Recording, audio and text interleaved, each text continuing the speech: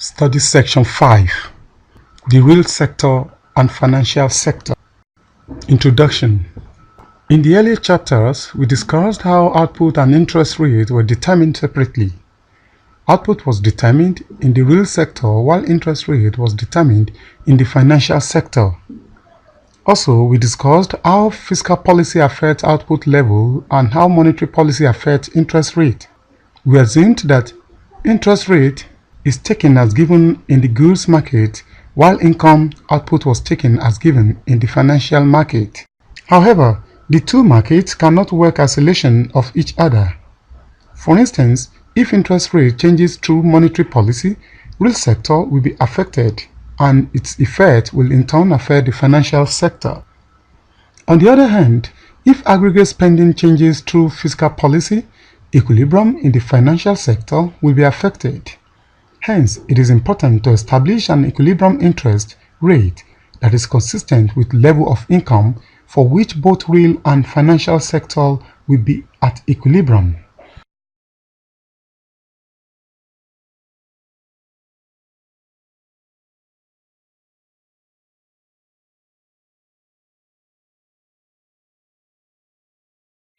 Objectives. At the end of this chapter, you are expected to be able to do the following. Understand how fiscal policy affects interest rate and income level.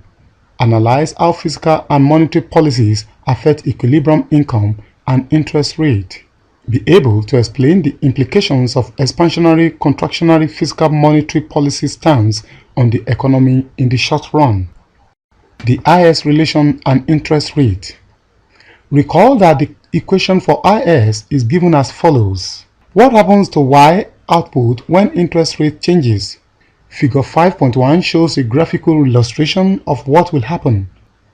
The AE0 line gives aggregate spending for a given interest rate and the equilibrium is at E raised to power 0, producing Y0 level of output consistent with I0, panel 2, of interest rate. Now, let interest rate increase from I0 to I1. At any level of output, investment will fall, likewise consumption. The aggregate spending shifts downwards and produces a new equilibrium level of output, E raised to power 1. We see that the output level at E raised to power 1 is less than that which is obtained by E raised to power 0. Thus, an increase in interest rate leads to decrease in investment and consumption. This then leads to decrease in output, which further decreases consumption and investment. Figure 5.1. The IS curve.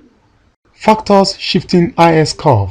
The IS curve was derived by holding constant government spending and taxes. If at any given interest rate, government spending increases, IS curve will shift rightwards. Also, if taxes rises, IS curve will shift leftward. In particular, if taxes increases from T0 to T1 at a given interest rate, I0 consumption will fall and this will lead to decrease in aggregate spending, shifting aggregate spending curve backward and through the multiplier reduces output. In this case, IS curve will shift inwards. Also, if government spending rises, consumption will rise and this will lead to increase in aggregate spending. The increase will shift aggregate spending curve upwards and for a given interest rate, IS curve will shift rightwards. Generally, any factor that for a given interest rate increases the equilibrium level of output will shift IS curve to the right. Conversely, any factor that reduces output level will cause IS curve to shift to the left.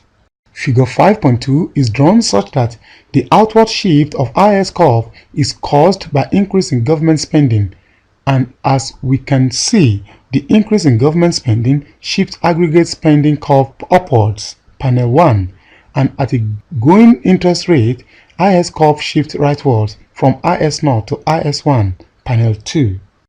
Effect of government spending on IS curve. To the left of IS curve, the income is too much to attain equilibrium output and so people increase consumption and investment. This mounts upward pressure on output to rise. To the right of IS curve, there is excess output because income is too low to attain equilibrium. Thus, output has to fall or income has to increase, perhaps through expansionary fiscal stance. It turns out that fiscal expansion through increase in government spending or decrease in taxes will shift IS curve rightwards. More generally, any factor that for a given interest rate increases the equilibrium level of output leads the IS curve to shift to the right. These factors include increase in government spending, increase in consumer confidence, and decrease in taxes.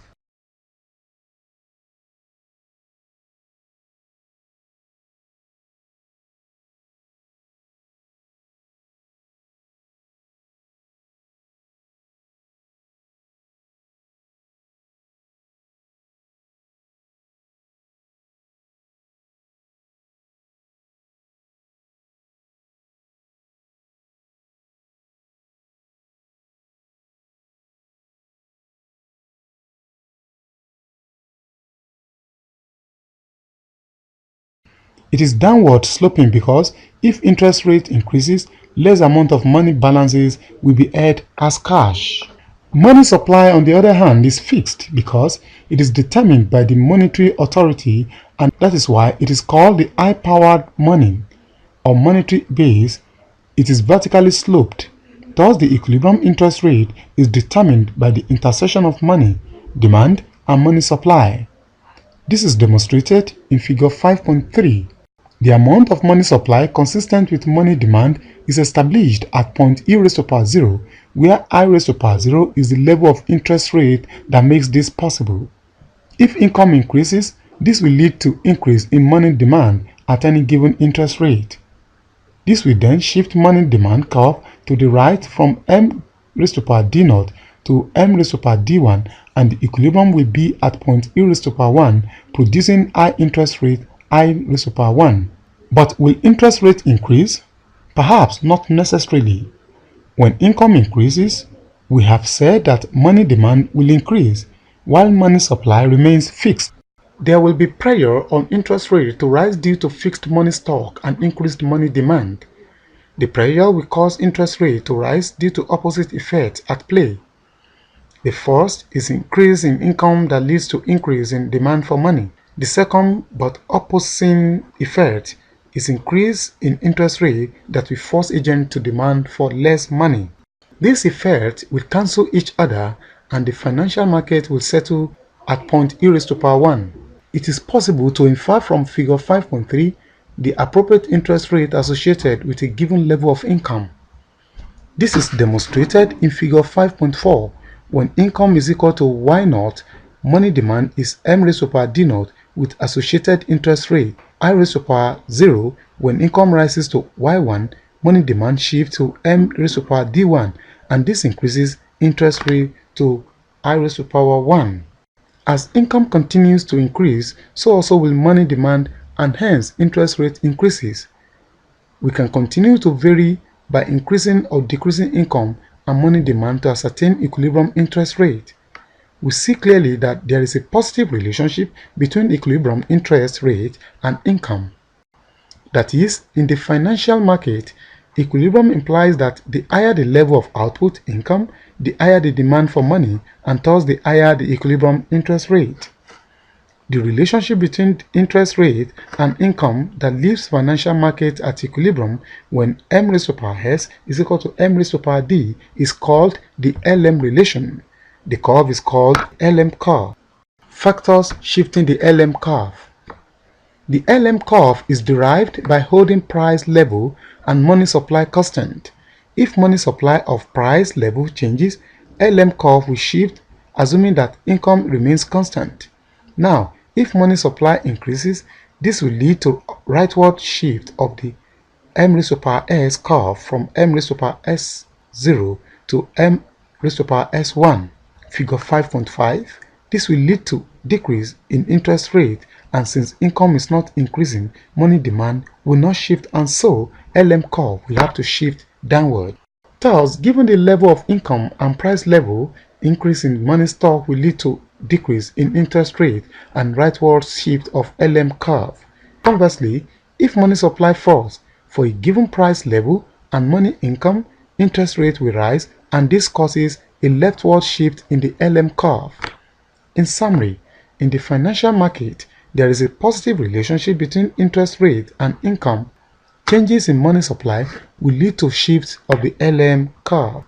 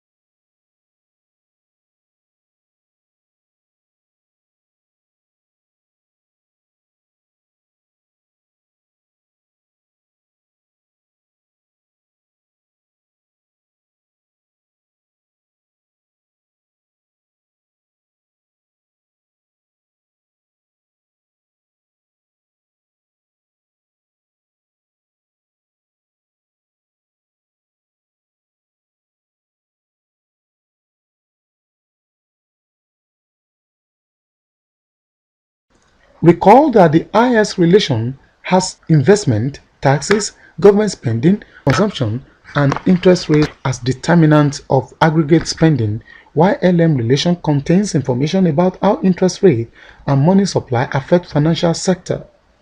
Specifically, IS relation will tell us what happens to output and interest rate when the government uses its fiscal policy instrument, while LM relation tells us what will happen to output and interest rate when the monetary authorities use their monetary policy instruments. Thus, IS-LM contains some facts about fiscal and monetary policy and can be used to answer many central macroeconomic questions. One of such questions is what happens to output and interest rate, two macroeconomic indicators, when the government decides to increase its spending, reduce taxes, or when the monetary authorities decide to increase money supply. We can also use the IS-LM framework to trace the effect of macroeconomic environment on output and interest rate. In what follows, we shall examine the IS-LM and can be used to explain the resultant effect of fiscal and monetary policies. Effect of fiscal policy on output and interest rate. In 1985, the government observed that the budget deficit was too large and needed to be reduced. Government therefore cut spending tremendously. When the government cuts spending like this, we say government embarks on fiscal contraction or fiscal consolidation. In 1999, the government perceived that spending was too low. Not only that, the year marked the beginning of democratic governance in the country, in which case the newly elected president, members of House of Assembly, both Senate and Representative, and members of State of Assembly, extension of public offices will have to be financed by the government, and this will require additional spending. The government also bowed to pressure from the labor union, who were pressing for increase in salary by increasing minimum wage more than 100% of 1998 minimum wage. All this raised government spending from 231,291.99 million naira in 1999 to 393,547.20 million naira in 2000. When government increases spending like this, we say it embarks on fiscal expansion. What is the effect of fiscal expansion? Contraction on output and interest rate.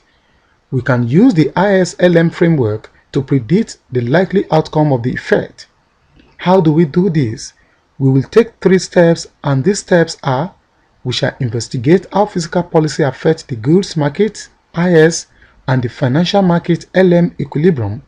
We shall describe the effect of the policy, examine the direction of effect. We will then present an economic explanation of this effect. Now, let us use these 3 steps to explain the effect of fiscal consolidation embarked upon by the government in 1985.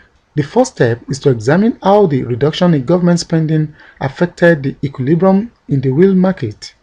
This is demonstrated in figure 5.7. The initial equilibrium in the real market is at point A. The level of output that is consistent with IY interest rate is Y0. By what we know about the IS curve, Y0 is the amount of goods produced and that is consistent with demand and the interest rate IY. Now, when government reduces spending, this will reduce aggregate spending and so shifts AE downwards. And at IY, output falls from Y0 to Y1. Thus, at any interest rate, decrease in government spending will lead to decrease in output and this shifts IS curve inwards and to the left. Does government fiscal contraction affect LM curve? The answer is no. The reason why is that government spending is not a variable in the LM equation and so such action does not immediately affect the demand for and supply of money. We can therefore conjecture that a curve will only shift in response to any exogenous variable if and only if the said exogenous variable appears in the equation from which the curve is drawn. Government spending, G0, is an exogenous variable that does not appear in the LM relation. See equation 5.2, and so a change in G0 will not directly affect the LM curve. The second step is to describe the effect of the policy. To do this, we will draw that LM curve on the panel B of figure 5.7 as shown in figure 5.8. After the decrease in government spending, IS curve shifts inward and to the left and IS-LM intersect at point C because LM does not change so that output only falls from Y0 to Y2. Not only that, interest rate also falls to I2. This implies that as IS shifts and output falls, the economy moved along the LM curve from point A to point C. The third step is to explain the effect. A decrease in government spending leads to direct decrease in government spending and hence decrease in income. Decrease in income now leads to decrease in demand for money and hence decrease in interest rate. The fall in interest rate in turn leads to increase in aggregate spending but not as much as to maintain initial equilibrium. What effect did this policy, a cut in government spending, have on the components of demand? First, because the fiscal consolidation is through government spending, consumption will unarguably fall due to decrease in income. In the case of investment, on the one hand, low output means low income and hence low sales and low investment.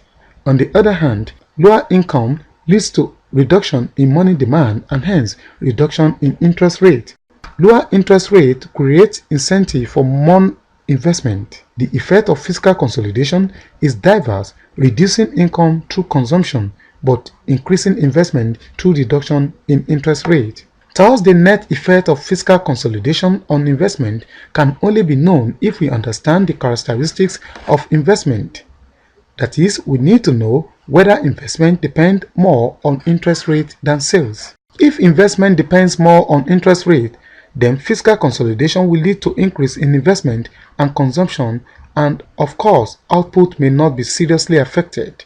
If investment depends more on sales, fiscal consolidation will be detrimental to investment. Did the 1985 fiscal consolidation support our argument? Of course, yes. The growth rate of private consumption fell from 21.4% in 1987 to 18.5% in 1988. Investment is most affected because it fell from 15.5% to 7.5% in the same period. Thus, it can be said that investment appeared to depend much on interest rate during this period. Meanwhile, this should be taken as tentative result because fiscal consolidation might not be the only cause for reduction in consumption and investment in this period. You should remember that this period, 1985, was fraught with political instability and hence hostile environment for investment. Thus, before we could conclude that the situation truly supported our framework, we need to control for all these factors. Effect of monetary policy on output and interest rate. Now, suppose the authorities of the Central Bank CBN intends to reduce the monetary base through the open market operations OMO. To make the analysis simple, we shall assume that price level is not changing. How plausible is this assumption in real life? The first step is to investigate the shift in IS and the LM curve. Since money stock high-powered money is not in the IS equation, it means monetary consolidation will not immediately affect the IS curve. High-power money is in the LM equation, and so it is expected that LM will shift if money supply changes. Figure 5.8 shows how LM responds to monetary consolidation. At the going income level, LM curve shifts to the left following monetary consolidation. Reduction in money supply mounts pressure on interest rate to rise, and so LM shifts from LM0 to LM1. The second step is to investigate the effect. We do this by drawing the IS curve on the pre- and post-monetary consolidation as shown in figure 5.9. The reason why interest rate rises is that money demand remains the same. The monetary consolidation shifts LM curve inwards, reduces output, and increases interest rate. The third step is to tell the story in economic terms. Monetary consolidation shifts LM curve upwards, and the economy moves along the IS curve until the equilibrium is reached at point C. Meanwhile, it is important to note that unlike in the case of fiscal consolidation, it is possible to say exactly what will happen to the various components of demand. Decrease in income holding government spending constant will lead to decrease in consumption. At point C, output decreases and interest rate increases. Higher interest rate dampens investment and hence reduction in income. Meanwhile, it is important to note that unlike in the case of fiscal consolidation, it is possible to say exactly what will happen to the various components of demand. Decrease in income holding government spending constant will lead to decrease in consumption.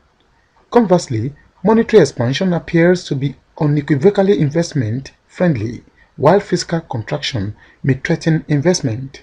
Using fiscal and monetary policies simultaneously. Policy mix. The last analysis shows how either fiscal policy or monetary policy affects output and interest rate. In real life, it is difficult to see that each policy is used in isolation of the other. In fact, our analysis clearly shows that if there is a change in monetary policy, it will eventually affect the real economy, and so fiscal response is expected in order to fine-tune the economy.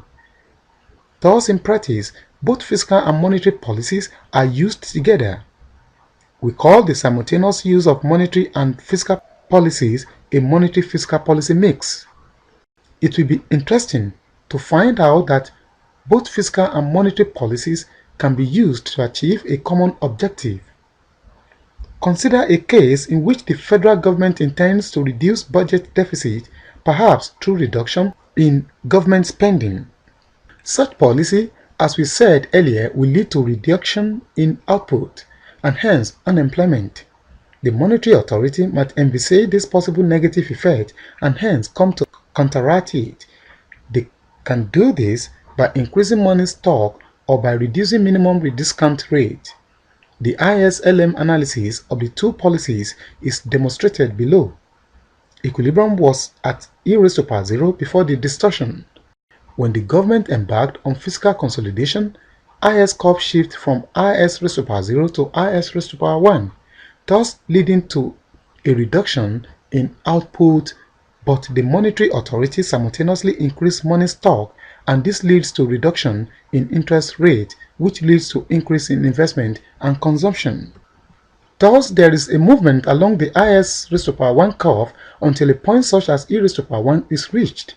At this point, the effect of fiscal consolidation is partially offset by monetary expansion. If the monetary authority did not intervene, the economy would settle at point A, where lower output would have been produced.